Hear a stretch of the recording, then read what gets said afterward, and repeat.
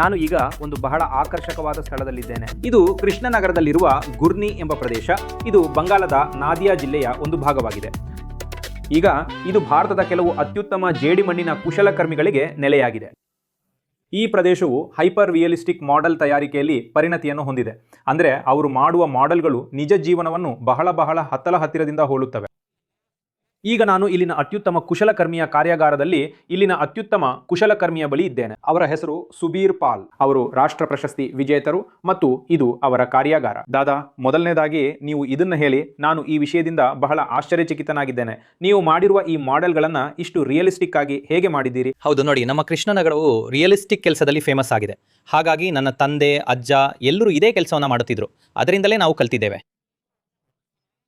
ಇದು ಹೇಗಿದೆ ಅಂದರೆ, ನಾವು ಯೋಚಿಸ್ತೀವಿ, ಜನರ ನೈಜ ಜೀವನ ಏನಿದೆಯೋ ಅದನ್ನು ನಾವು ತೋರಿಸಲು ಬಯಸುತ್ತೇವೆ.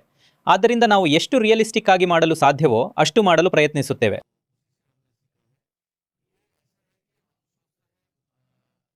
ನೀವು ಒಂದೆರಡು ನಮಗೆ ತೋರಿಸಿ. ಬನ್ನಿ, ಮಮತಾ ದೀದಿಯವ್ರನ್ನ ನೋಡೋಣ. ಎಲೆಕ್ಷನ್ ಸೀಸನ್ ಆಗಿದೆ. ಇದನ್ನ ನೀವು ಹೇಗೆ ಮಾಡಿದ್ದೀರಿ ನಮ್ಮ ವೀಕ್ಷಕರಿಗೆ ಸ್ವಲ್ಪ ವಿವರಿಸಿ. ಹೌದು, ಮಮತಾ ದೀದಿಯವರನ್ನ 2011ನೇ ಇಸ್ವಿಗಿಂತ ಮೊದಲು ಮಾಡಿದ್ದೆ. ಆಗ ಅವರು ಮುಖ್ಯಮಂತ್ರಿ ಆಗಿರಲಿಲ್ಲ. ಆಗ ನಾನು ಯೋಚಿಸಿದ್ದೆ ಅವರು ನಮ್ಮ ಬಂಗಾಳಕ್ಕೆ ಬರ್ತಾರೆ ಅಂತ. ಆ ಲೆಕ್ಕದಲ್ಲಿ ಇದನ್ನು ಮಾಡಿದ್ದೆ. ಹಾಗಾಗಿ ಇವತ್ತಿಗೂ ನಮ್ಮ ಜೊತೆ ಇದೆ, ನಮ್ಮ ಹತ್ತಿರ ಇದೆ. ಹಾಗಾಗಿ ಇದರ ದೊಡ್ಡ ಮೂರ್ತಿಯನ್ನು ಸಹ ಅಲ್ಲಿ ಇಡಲಾಗಿದೆ, ಶ್ರೀ ಪಹಾಡ್ ಬಳಿ. ನಿಮಗೆ ತೋರಿಸ್ತೇವೆ. ಹಾಗಾಗಿ ಅವ್ರ ಮೇಲೆ ವಿಶೇಷ ಪ್ರೀತಿ ಇದೆ, ಮೊಹಬ್ಬತ್ ಇದೆ, ನಮ್ಮ ನಂಬಿಕೆ ಇದೆ. ಅವರಿಷ್ಟು ಪ್ರಯಾಣ ಮಾಡಿ ರಾಜಕೀಯಕ್ಕೆ ಬಂದಿದ್ದಾರೆ ಮತ್ತು TMC ಪಕ್ಷವನ್ನು ಕಟ್ಟಿ ನಿಲ್ಲಿಸಿದ್ದಾರೆ. ಕೆಲವು ಮಣ್ಣಿನ ಸಾಮಾನುಗಳನ್ನು ಕೂಡ ನಮಗೆ ತೋರಿಸಿ. ಆದರೆ ಒಂದು ವಿಷಯವನ್ನ ನಾನು ನಿಮ್ಮನ್ನ ಕೇಳುತ್ತೇನೆ. ನೀವು ಹೇಳಿದಿರಿ ಮಮತಾಜಿ ಅವರು ಇಲ್ಲಿಗಾಗಿ ಬಹಳಷ್ಟು ಮಾಡಿದ್ದಾರೆ ಎಂದು. ಆದರೆ ಈ ಬಾರಿ ಇಲ್ಲಿ ಬಿಜೆಪಿಯದು ಬಹಳ ಪ್ರಬಲ ಸವಾಲು ಇದೆ. ನಿಮಗೆ ಏನು ಅನಿಸುತ್ತದೆ? ಇಲ್ಲ ನೋಡಿ, BJP ಸರಿ ಪ್ರಬಲವಾಗಿದೆ. ಆದರೆ ನಮ್ಮ ಬಂಗಾಳದಲ್ಲಿ ದೀದಿಯೇ ಇರ್ತಾರೆ ನಾವು ಯೋಚಿಸ್ತೇವೆ. ನಮ್ಮ ಬಂಗಾಳದ ಈ ಅಗ್ನಿ ಮೂಲೆಯನ್ನು ನಾವು ಹೇಳ್ತೇವೆ.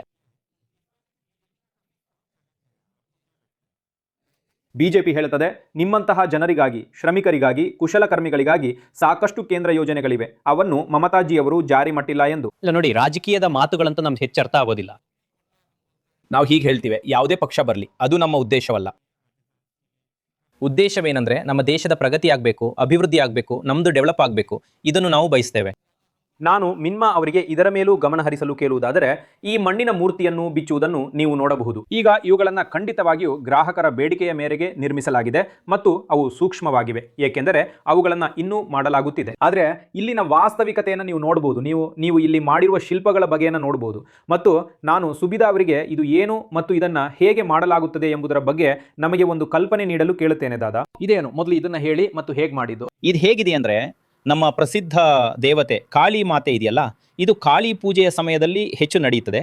ಮತ್ತು ಈ ದಕ್ಷಿಣೇಶ್ವರ ಪ್ರಸಿದ್ಧ ದೇವಾಲಯ ನಿಮಗೆ ಗೊತ್ತೇ ಇರ್ಬೋದು, ಅದರದ್ದೇ ಒಂದು ರೂಪವನ್ನು ಮಾಡಲಾಗಿದೆ. ಅದರಲ್ಲಿ ಠಾಕೂರ್ ರಾಮಕೃಷ್ಣಜಿ ಕೂಡ ಇದ್ದಾರೆ. ಹಾಗಾಗಿ ಇದನ್ನು ಸೇರಿಸಿ ಒಂದು ದೃಶ್ಯವನ್ನು ಮಾಡಲಾಗಿದೆ. ನಾನು ಈಗ ನಿಮ್ಮಿಂದ ತಿಳಿಯ ಬಯಸುವುದೇನೆಂದರೆ, ನೀವು ಬಹಳ ವರ್ಷಗಳಿಂದ ಕೆಲಸ ಮಾಡುತ್ತಿದ್ದೀರಿ. ನೀವು 2ನೇ ತಲೆಮಾರಿನವರು. ನನ್ನ ಪ್ರಕಾರ ನಿಮ್ಮ ತಂದೆಯವರು ಇದನ್ನೇ ಮಾಡುತ್ತಿದ್ದರು.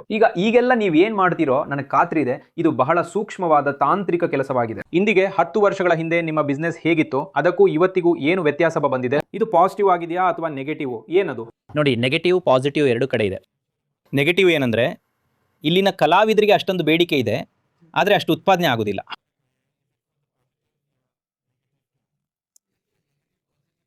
ಬೇಡಿಕೆಗೆ ತಕ್ಕಂತೆ ಉತ್ಪಾದನೆ ಆಗೋದಿಲ್ಲ. ಅದಕ್ಕೆ ಇಲ್ಲಿ ಕಲಿಯಲು ಯಾವುದೇ ಶಾಲೆ, ಕಾಲೇಜು ಇತ್ಯಾದಿ ಇಲ್ಲ. ಎಲ್ಲಿಂದ ಕಲಿಯೋದು? ಹಾಗಾಗಿ ಇದನ್ನು ಇಲ್ಲಿ ಮಾಡೋದು ಅವಶ್ಯಕ. ಮತ್ತು ಇದರ ಜೊತೆಗೆ ಒಂದು ಮ್ಯೂಸಿಯಂ ಕೂಡ ಬೇಕು. ಅಲ್ಲಿ ನಮ್ಮ ಮೊದಲ ತಲೆಮಾರಿನವರು ಅದನ್ನು ಮಾಡಿ ಹೋಗಿದ್ದಾರೆ. ಈಗಿನ ತಲೆಮಾರಿನವರು ಇದನ್ನು ಮಾಡಿರ್ತಾರೆ, ಮುಂದಿನ ತಲೆಮಾರಿನವರು ಅದನ್ನು ನೋಡಿ ಮಾಡ್ತಾರೆ. ಅದಕ್ಕೆ ಮ್ಯೂಸಿಯಂ ಅವಶ್ಯಕ. ಮತ್ತು ಇಲ್ಲಿ ಬ್ಯೂಟಿಫಿಕೇಶನ್ ಕೂಡ ಬಹಳ ಮುಖ್ಯವಾಗ್ತದೆ. ಯಾಕಂದರೆ ಈ ಪ್ರವಾಸಿ ಕೇಂದ್ರ ಇದೆಯಲ್ಲ, ಅಷ್ಟು ಹೈಲೈಟ್ ಆಗಿಲ್ಲ.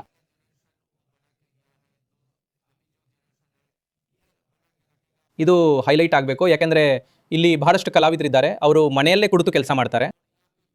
ಅದರ ಮಾರಾಟಕ್ಕಾಗಿ ಯಾವುದಾದ್ರೂ ಸೇಲ್ಸ್, ಎಂಪೋರಿಯಂ ಇತ್ಯಾದಿ ಸರ್ಕಾರದ ಕಡೆಯಿಂದ ಇರಬೇಕು. ಯಾಕೆಂದರೆ ಕಲಾವಿದರು ಉಳಿದ್ರೆ ತಾನೇ ಕಲೆ ಉಳಿಯೋದು ಅಲ್ವಾ? ನಿಮ್ಮ ಹೆಸರೇನ? ಸಂಜಯ್. ಸಂಜಯ್ ಜಿ, ಮೊದಲಿಗೆ ಇದನ್ನ ಹೇಳಿ, ಏನು ಮಾಡುತ್ತಿದ್ದೀರಿ? ಇದು ಫೈಬರ್ ಗ್ಲಾಸ್ ಮಾಡೆಲ್, ಸರಿನಾ?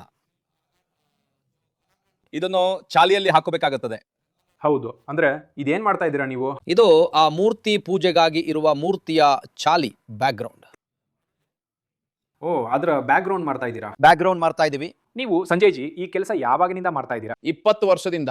20 ವರ್ಷ ಆಯ್ತು. ಹಾಗಾದ್ರೆ ನಿಮ್ಮ ಸ್ಪೆಷಾಲಿಟಿ ಏನು? ಏನೇನ್ ಮಾಡ್ತೀರಾ ನೀವು? ಅಂದ್ರೆ ಎಲ್ಲವನ್ನೂ ಮಾಡಿಬಿಡ್ತೀರಾ? ಹೌದು, ಎಲ್ಲವನ್ನ ಮಾಡಿಬಿಡ್ತೀವಿ. ಮತ್ತು ಇದು ಇಷ್ಟು ಸೂಕ್ಷ್ಮವಾದ ಕೆಲಸ ತೋರಿಸಿ ನಿಮಗೆ ಇದನ್ನ ಮಾಡಕ್ಕೆ ಎಷ್ಟು ಸಮಯ ಹಿಡಿಯಿತು ದಾದಾ? ಇದಕ್ಕೆ 1 ದಿನ 2 ದಿನ ಹಿಡಿಯುತ್ತೆ. 1-2 ದಿನ ಹಿಡಿಯುತ್ತೆ. ಮಣ್ಣಿನದು. ಇದು ಮಣ್ಣು. ಇದು ಫೈಬರ್ ಗ್ಲಾಸ್ಗೆ ಟ್ರಾನ್ಸ್ಫರ್ ಆದದ್ದು. ಮೊದಲು ಮಣ್ಣಿನದು. ಓಹೋ, ಮೊದಲು ಮಣ್ಣಿನದ್ ಮಾಡ್ತಾರೆ, ಆಮೇಲೆ ಇದನ್ನ ಫೈಬರ್ ಗ್ಲಾಸ್ ಮೇಲೆ ಮಾಡ್ತಾರೆ. ಓಕೆ, ಮತ್ತು ಇದ್ರ ಮೇಲೆ ನೀವು ಇದೆಲ್ಲ ಮಾಡಿದಿರಲ್ಲ, ಹೇಗ್ ಮಾಡ್ತೀರಾ? ಅಂದ್ರೆ ಕೈಯಿಂದ ಮಾಡ್ತೀರಾ? ಇಲ್ಲ, ಅದು ಬ್ರಷ್ ನಿಂದ. ಬ್ರಷ್ ನಿಂದ ಮಾಡ್ತಾರೆ. ಅರ್ಥ ಆಯ್ತು, ಬ್ರಷ್ ನಿಂದ. ಬ್ರಷ್ ನಿಂದ. ಹಾಗಾಗಿ ಶಾರುಖ್ ಖಾನ್, ಮನ್ನಾಡೆ ಮತ್ತು ಅಮಿತಾಬ್ ಬಚ್ಚನ್ ಮತ್ತು ಇಲ್ಲಿರುವ ಹಲವಾರು ಶಿಲ್ಪಗಳು, ಹಲವಾರು ಮೂರ್ತಿಗಳು, ಇದೆಲ್ಲವೂ ನಿಮಗೆ ಗೊತ್ತಾ ಅವರಿಗೆ ಹೇಗೆ ನಡೆಯುತ್ತಿದೆ, ಹೇಗೆ ರೂಪುಗೊಳ್ಳುತ್ತಿದೆ ಎಂಬುದರ ಕುರಿತು ಸುಬೀರ್ದಾ ಅವರಿಂದ ಒಂದು ಕಲ್ಪನೆ ಪಡೆಯುವುದು ಸಂಪೂರ್ಣವಾಗಿ ಆಕರ್ಷಕವಾಗಿತ್ತು. ಮತ್ತು ದಿನದ ಕೊನೆಯಲ್ಲಿ ಈ ರೀತಿಯ ವ್ಯವಹಾರಗಳು ಅಭಿವೃದ್ಧಿ ಹೊಂದಿದರೆ ಮತ್ತು ಅವರಿಗೆ ಹೆಚ್ಚು ಪ್ರಚಾರ ಮತ್ತು ಹೆಚ್ಚು ಬಲವನ್ನು ನೀಡಿದರೆ ಆಗ ಇದು ಭಾರತದಲ್ಲಿ ಮಾತ್ರವಲ್ಲದೆ ಅಂತಾರಾಷ್ಟ್ರೀಯ ಮಟ್ಟದಲ್ಲಿಯೂ ಇನ್ನೂ ಉತ್ತಮವಾಗಿ ಪ್ರದರ್ಶಿಸಲ್ಪಡಬಹುದು ಎಂದು ನನಗನಿಸುತ್ತದೆ.